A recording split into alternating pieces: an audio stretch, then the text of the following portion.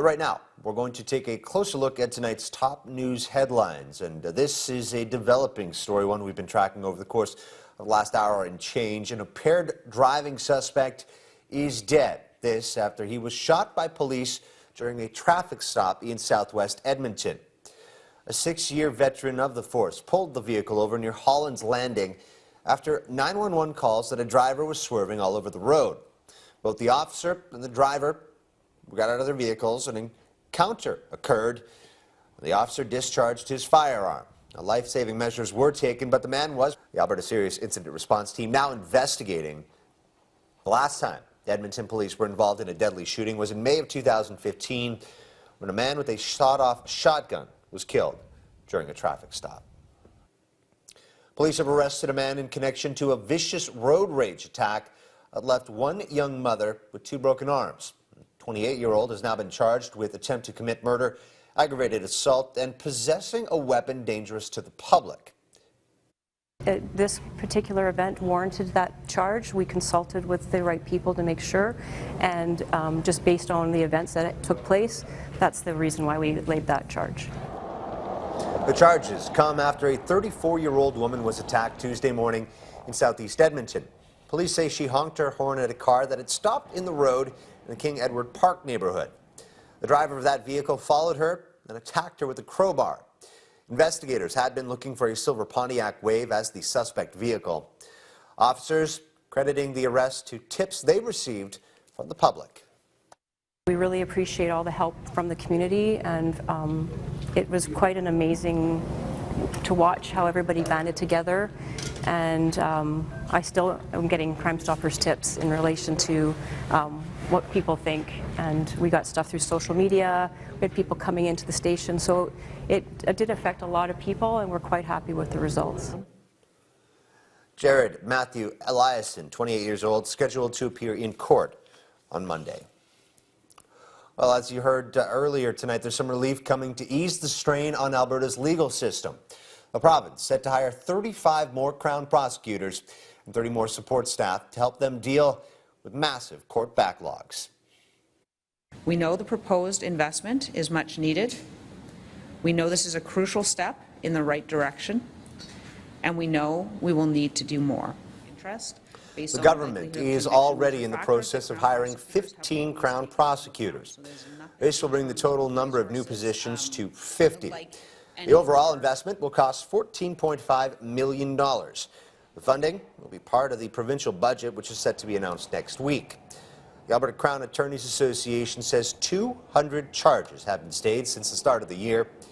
The injection of more funding comes one day after the public release of a 9-page protocol that instructed prosecutors to focus on cases that have a better likelihood of conviction and to seek lesser charges in other cases to reach an early resolution.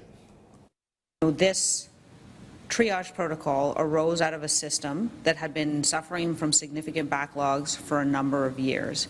When the Supreme Court decision came down, which fundamentally changed the law and changed the time frames, we had to react very quickly, and that's what we've done. We're now moving to add additional resources to the system because we know that that wasn't the only solution necessary. Crown prosecutors have a duty to the public to ensure that our resources are devoted to these types of cases, and we will continue to work tirelessly to achieve that objective, now with more Crown prosecutors. Triage will enhance our capacity to prosecute these cases, the very cases that have an impact, such an impact upon victims, and the very cases for which there's a great public interest in prosecutions. That funding will bring the total number of Crown prosecutors in our province to 360 over the course of the next year. An Alberta couple convicted of failing to provide the necessities of life to their toddler are back in court.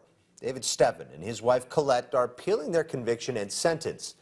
Their 19-month-old son Ezekiel died back in 2012 as a result of bacterial meningitis.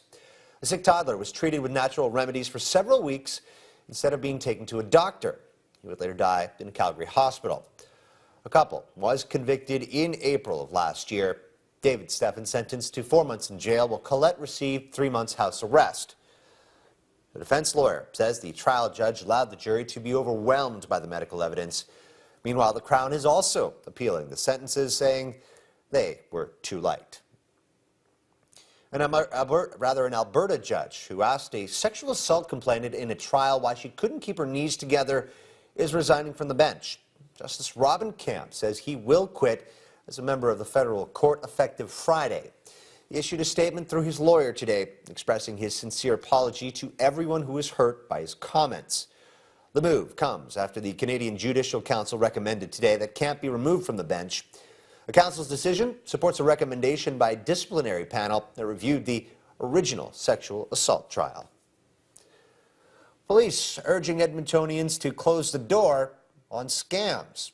Provincial government banned the sale of furnaces, water heaters, and electricity contracts as of January 1st this year. However, police say they are still receiving reports of salespeople who are misrepresenting themselves to get into people's homes, or complaints involving aggressive individuals and high-pressure tactics.